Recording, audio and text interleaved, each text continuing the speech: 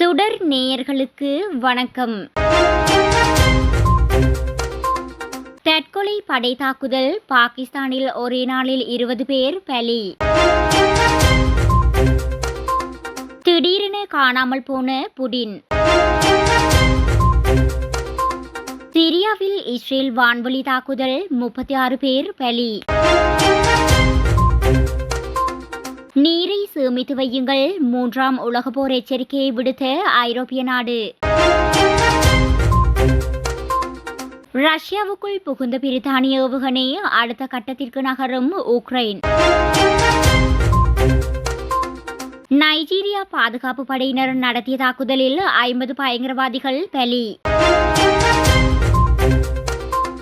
பாகிஸ்தான் முன்னாள் பிரதமர் இம்ரான்கானின் மேன்முறையீடு நீதிமன்றம் பிறப்பித்த உத்தரவு.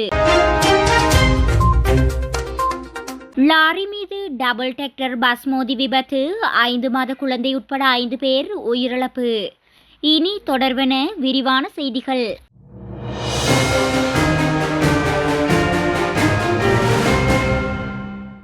பாகிஸ்தானில் ஹைபர் பக்துங்வா மாகாணம் மாலிகேல் பகுதியில் இராணுவ வீரர்களின் சோதனை சாவடி மீது அந்த வழியாக சென்ற ஒரு வாகனம் மோதியது.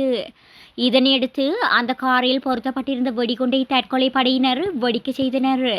இந்த தாக்குதலில் 12 இராணுவ வீரர்கள் சம்பவ இடத்திலேயே பலியாகினர்.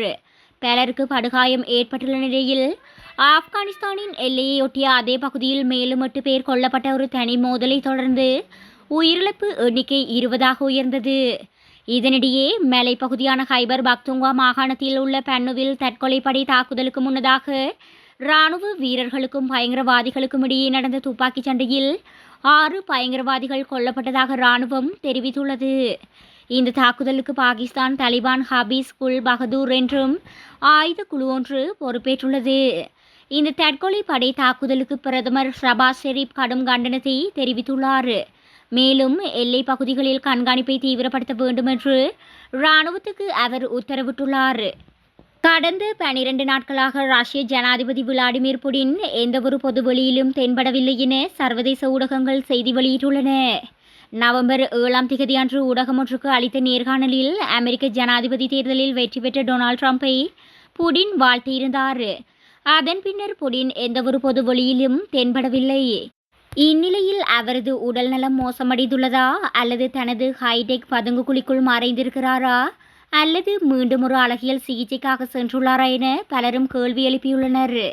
இதேவேளை விளாடிமிர் புடின் அணு ஆயுதத்தை பயன்படுத்த அந்நாட்டு இராணுவத்திற்கு ஒப்புதல் அளித்திருந்தார். இதனால் அமைதியாக யார் கண்ணிலும் படாமல் இருக்க முடிவு செய்துள்ளார் எனவும் சிலர் தெரிவித்து வருகின்றனர். காசா முனையை நிர்வகித்து வரும் ஹமாஸ் ஆயுத குழுவினர் கடந்த ஆண்டு அக்டோபர் 7ஆம் தேதி இஸ்ரேலுக்குள் புகுந்து பயங்கரவாத தாக்குதல் நடத்தினர். இந்த தாக்குதலில் 1139 இஸ்ரேலியர்கள் கொல்லப்பட்டனர். மேலும் இஸ்ரேலிலிருந்து 251 பேரை பணைய கைதிகளாக காசா முனைக்கு ஹமாஸ் கடத்தி சென்றது. இதையடுத்து ஹமாஸ் ஆயுத குழு மீது போர் அறிவித்த இஸ்ரேல் 117 பணைய கைதிகளை உயிருடன் மீட்டுள்ளது. அதேபோல் ஹமாஸ் ஆயுத குழுவினர்களால் கடத்தப்பட்டு கொல்லப்பட்ட பணைய கைதிகளின் உடல்களும் மீட்கப்பட்டுள்ளன. ஆனால் 101 இஸ்ரேலியர்கள் ஹமாஸ் வசம் பணைய கைதிகளாக உள்ளனர் என இஸ்ரேல் தெரிவித்துள்ளது. இதில் பலர் உயிரிழந்திருக்கலாம் எனவும் தகவல் வெளியாகியிருந்தது. அதேவேளை இந்த போரில் காசாவில் ஹமாஸ் ஆயுத குழுவினர் உட்பட 43,000க்கும் மேற்பட்டோர் உயிரிழந்துள்ளனர். அதேபோல மேற்கு கரையில் ஏற்பட்ட மோதலில் 700க்கும் மேற்பட்டோர் உயிரிழந்துள்ளனர். இதனிடையே இஸ்ரேல் ஹமாஸ் இடையேயான போர் ஓராண்டை கடந்து நீடித்து வருகின்றது. இந்நிலையில் சிரியா மீது இஸ்ரேல் வான்வழி தாக்குதலும் நடத்தியுள்ளது. சிரியாவின் பல்ரிம்யா பகுதியில் நடத்தப்பட்ட இந்த வான்வழி தாக்குதலில் 36 பேர் உயிரிழந்தனர், மேலும் 50 பேர் காயமடைந்தனர்.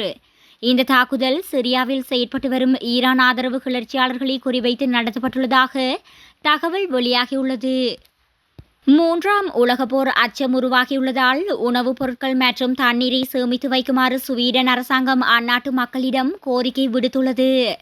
ரஷ்ய ஜனாதிபதி விளாடிமிர் புடின் அணு ஆயுதத்தை பயன்படுத்த அந்நாட்டு இராணுவத்திற்கு ஒப்புதல் அளித்துள்ள நிலையில் ஐரோப்பிய நாடுகள் தங்களின் நாட்டு மக்களுக்கு எச்சரிக்கைகளை விடுத்து வருகின்றன. அந்த வகையில் ஸ்வீடன் நாடு விடுத்துள்ள எச்சரிக்கையானது சர்வதேச ஊடகங்களில் பெரும் பரபரப்பை ஏற்படுத்தியுள்ளது. இதனைத் தொடர்ந்து பின்லாந்து, நோர்வே, டென்மார்க் முதலான நாடுகளும் தமது மக்களை எச்சரித்துள்ளன. முன்னதாக அமெரிக்க ஜனாதிபதி ஜோ பைடனின் ஒப்புதலுடன் ரஷ்யாவின் மீது உக்ரைன் நீண்ட தூர ஏவுகணை தாக்குதலை நடத்தியதை அடுத்து அணு ஆயுதத்தை பயன்படுத்த புடின் ஒப்புதல் வழங்கியிருந்தமை குறிப்பிடத்தக்கது. ரஷ்யா உக்ரைன் மோதல் தொடக்கத்தின் பின்னர் முதன்முறையாக பிரித்தானிய புயல் நிழல் ஏவுகணையை உக்ரைன் ரஷ்யா மீது ஏவியுள்ளதாக சர்வதேச ஊடகங்கள் செய்தி வெளியிட்டுள்ளன. உக்ரைனுடனான போரில் ரஷ்யாவின் நிலையில் 10,000க்கும் மேற்பட்ட வடகொரிய துருப்புகள் நிலைநிறுத்தப்பட்டதற்கு பதிலாக தாக்குதலுக்கு அனுமதி வழங்கப்பட்டது. குறித்த விடயமானது 3 ஆண்டுகால மோதலின் குறிப்பிடத்தக்க விரிவாக்கம் என பிரித்தானியா மற்றும் அமெரிக்க அதிகாரிகள் எச்சரித்துள்ளனர். ஜனாதிபதி ஜோ பைடன் அமெரிக்க ஆயுதங்களை பயன்படுத்த உக்ரைனுக்கு அனுமதி வழங்கியதைத் தொடர்ந்து ரஷ்யாவிற்குள் புயல் நிழல் ஏவுகணைகளை பயன்படுத்த பிரித்தானியா விரைவில் ஒப்புதல் அளிக்கும் என இதற்கு முன்னதாகவும் செய்திகள் வெளியாகியிருந்தன. இதன்படி ரஷ்யாவின் மேரினோ கிராமத்தில் உள்ள கட்டளை தலைமையகம் என்று நம்பப்படும் இலக்கை 12 பிரித்தானிய ஏவுகணைகள் தாக்கியதாக தகவல்கள் தெரிவிக்கின்றன. இந்த தளத்தை வடகொரியா மற்றும் ரஷ்ய அதிகாரிகள் பயன்படுத்தியிருக்கலாம் என உக்ரைன் ஊடகங்கள் செய்தி வெளியிட்டுள்ளன. மேற்கு ஆப்பிரிக்காவில் அமைந்துள்ள நாடு நைஜீரியா. இந்நாட்டில் ஐஎஸ், அல் கொய்தா, போகோ ஹராம் போன்ற பயங்கரவாத அமைப்புகளும் பல்வேறு கிளர்ச்சியாளர்கள் குழுக்களும் செயற்பட்டு வருகின்றன. இந்த பயங்கரவாத அமைப்புகள் நைஜீரியாவில் பொதுமக்கள் பாதுகாப்பு படையினரை குறிவைத்து அவ்வப்போது தாக்குதல் நடத்தி வருகின்றது. இந்நிலையில் அந்நாட்டின் பொர்னோ மாகாணத்தில் நேற்று பாதுகாப்பு படையினர் ரோந்து பணிக்கு சென்ற வாகனங்களை குறிவைத்து போகோ ஹராம் பயங்கரவாதிகள் தாக்குதல் நடத்தினர். இந்த தாக்குதலுக்கு பாதுகாப்பு படையினர் பதிலடி தாக்குதல் நடத்தினர். இரு தரப்பிற்கும் இடையே நடந்த மோதலில் 50 பயங்கரவாதிகள் கொல்லப்பட்டனர். இந்த மோதலின் போது பாதுகாப்பு படையைச் சேர்ந்த 7 வீரர்களை பயங்கரவாதிகள் கடத்தி சென்றனர். இதையடுத்து கடத்தப்பட்ட பாதுகாப்பு படையினரை தேடும் பணி துரிதமாக இடம்பெற்று வருகின்றது. பிணை வழங்க கோரி இஸ்லாமாபாத் நீதிமன்றில் இம்ரான்கான் தொடுத்த மேல்முறையீட்டுக்கு அமைய அவருக்கு பிணை வழங்க நீதிமன்றம் உத்தரவிட்டுள்ளதாக அந்நாட்டு ஊடகங்கள் செய்தி வெளியிட்டுள்ளன. பாகிஸ்தானின் முன்னாள் பிரதமர் இம்ரான்கான் பாகிஸ்தான் தெஹ்ரிக்-இ-இன்சாப் கட்சியின் தலைவராக பொறுப்பு வகித்து வருகிறார். இந்நிலையில் தன்னுடைய பிரதமர் பதவி காலத்தில் தனக்கு கிடைத்த பரிசு பொருட்களை கருவூலத்தில் சேர்க்காமல் இம்ரான்கான் மற்றும் அவரது மனைவி புஷ்ரா பீபி ஆகிய இருவரும் விற்பனை செய்து சொத்து சேர்த்ததாக குற்றச்சாட்டு எழுந்தது. அதன்பின் கடந்த 2022ஆம் ஆண்டு நம்பிக்கையில்லா வாக்கெடுப்பில் தோல்வியடைந்த இம்ரான்கான் தனது பிரதமர் பதவியை இழந்துள்ளார். பாகிஸ்தான் தூதரகம் அனுப்பிய ரகசிய தகவல்களை கசியவிட்டதாக கூறி தொடரப்பட்ட சிபர் வழக்கில் இம்ரான்கான் கடந்த ஆண்டு ஆகஸ்ட் மாதம் கைது செய்யப்பட்டு சிறையில் அடைக்கப்பட்டார். இந்நிலையில் சிபர் வழக்கை விசாரித்து வந்த பாகிஸ்தான் நீதிமன்றம் கடந்த ஜனவரி 30ஆம் தேதி இம்ரான்கானிற்கு 10 ஆண்டுகள் சிறை தண்டனை விதித்து தீர்ப்பளித்தது. அதேவேளையில் இஸ்லாமிய நடைமுறைக்கு எதிராக திருமணம் செய்ததாக தொடரப்பட்ட வழக்கில் இம்ரான்கான் மற்றும் அவரது மனைவி புஷ்ரா பீவிக்கு தலா 7 ஆண்டுகள் சிறை தண்டனை விதித்து பாகிஸ்தான் நீதிமன்றம் அதிரடி தீர்ப்பு வழங்கியது. அந்த மனுவின் மீதான விசாரணை நேற்று நீதிமன்றத்தில் வந்துள்ளது. அப்போது முன்னாள் பிரதமர் இம்ரான்கானுக்கு பிணை வழங்கி உத்தரவிட்டுள்ளது. தற்போது பிணை வழங்கப்பட்டாலும் இம்ரான்கான் மீது பிற வழக்குகள் நிலுவையில் இருப்பதால் அவர் சிறையிலிருந்து விடுவிக்கப்படுவாரா என்ற கேள்வியும் எழுந்துள்ளது.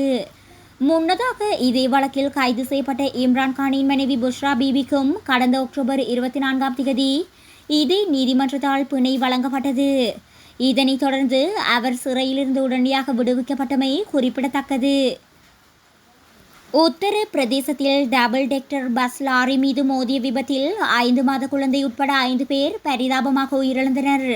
உத்தரப்பிரதேசம் அலிகார் அருகே உள்ள ஜமுனா எக்ஸ்பிரஸ் சாலையில் டில்லியிலிருந்து அசாம் கரை நோக்கி பயணிகளை ஏற்றிக்கொண்டு டபுள் டெக்டர் பஸ் சென்று கொண்டிருந்தது.